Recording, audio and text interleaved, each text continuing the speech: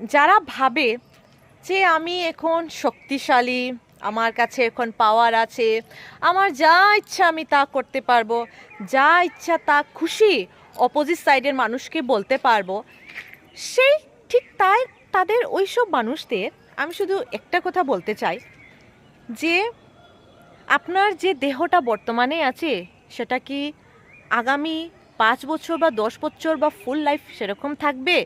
বা আপনার শরীরে যে হাড্ডিটা এখন শক্ত আছে সেটা কি ফুল টাইম থাকবে?